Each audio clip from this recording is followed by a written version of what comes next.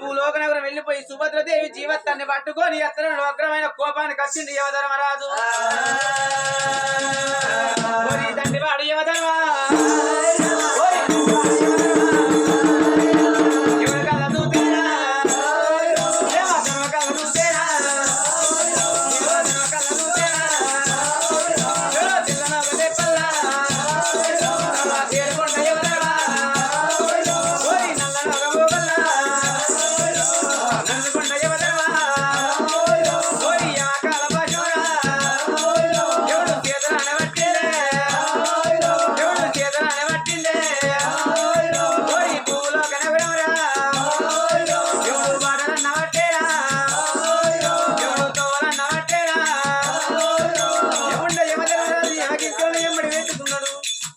యమకాల భాషం చేతుల పట్టిండు.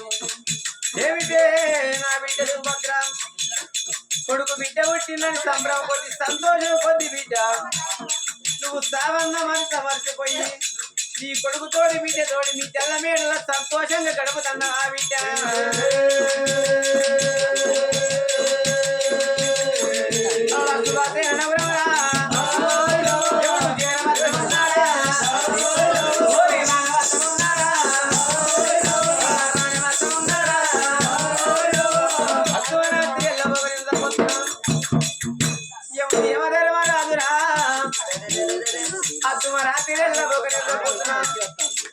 బాయిల నీళ్లు తొలి కాడనేలా పసిబిడ్డ తల్లి పాలారగించనేలా పసుమ దేవుడు సొక్క కట్ట కొరకనేలా భోగం దాని గాజు కల్లవనలేలా అత్వరాత్రి శుభసేన నగరం లోపల తీరవచ్చి కన్న తల్లి సుభద్రదేవి నిత్యల ముంగడి కట్టండి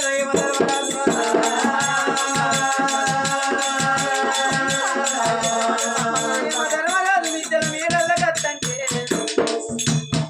అత్వరాత్రి 12 కొట్టే టైం లోపల ఎప్పుడు వచ్చిన సంగతి ఎవరికి తెలుస్తున్నది.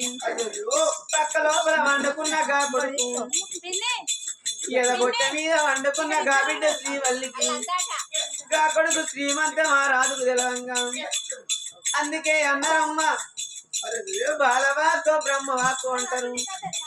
ఎవడొచ్చిన సంగతిగా కొడుకుగా బిడ్డకు తెలవంగా క్యావంటే క్యావ పూతలేస్తంటే ఎవడు ఎవదల కళ్ళ చూసిండు.